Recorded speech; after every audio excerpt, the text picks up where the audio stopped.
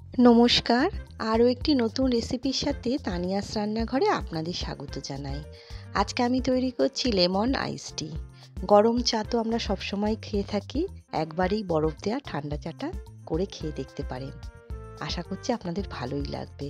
আমি 1 লিটার জল দিয়ে করছি। 1 লিটার জল দিলাম, এবার তার মধ্যে দিলাম কয়েকটা গোলমরিচ, 1 চামচ দিলাম আমি মৌরি, আর পুদিনা পাতা ডাঁট সমেত কয়েকটা পাতা দিয়েছি। আপনারা পাতা নাও দিতে পারেন, শুধু ডাঁটটাও দিতে পারেন।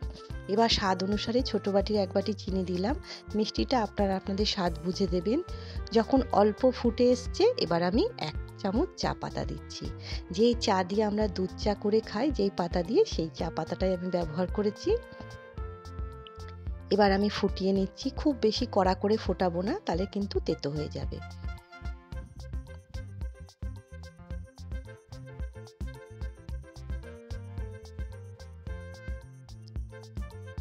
ফুটিয়ে নিলাম, এবার আমি নামিয়ে নেব।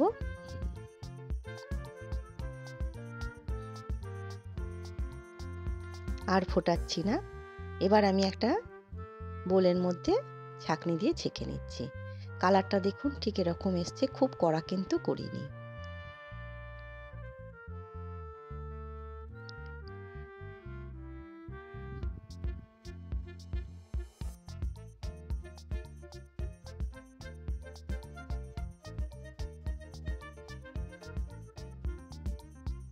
এবার আমি ঠান্ডা করে নেবো এটাকে।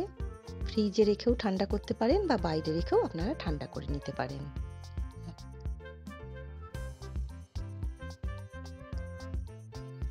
এবার একটা লেবু এরকম স্লাইস করে কেটে নিচ্ছি, আর লেবুর রসও খানিকটা করে নিতে হবে। 3টে কাচের গ্লাস নিয়েছি, আমরা 3 জনের জন্য করছি। তার মধ্যে আমি কয়েক টুকরো করে বরফ দিচ্ছি।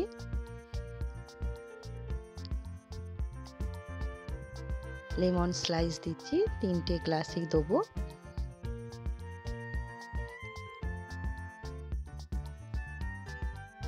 দুটো করে পুদিনা পাতা দিচ্ছি, আর দিচ্ছি 1 চামচ করে লেবুর রস।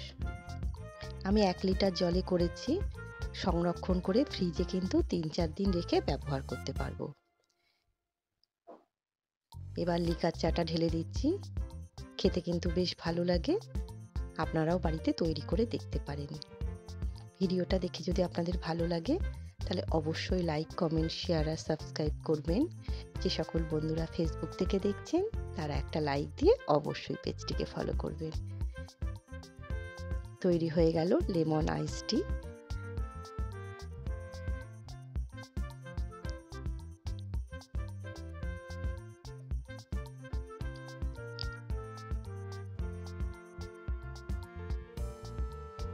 এবার লেমন স্লাইস দিয়ে আমি একটুখানি সাজিয়ে দিচ্ছি, দেখতে বেশ ভালো লাগবে। আজ তবে এই পর্যন্তই। দেখা হবে পরের একটি নতুন রেসিপির সাথে। সবাই সুস্থ থাকবেন, ভালো থাকবেন।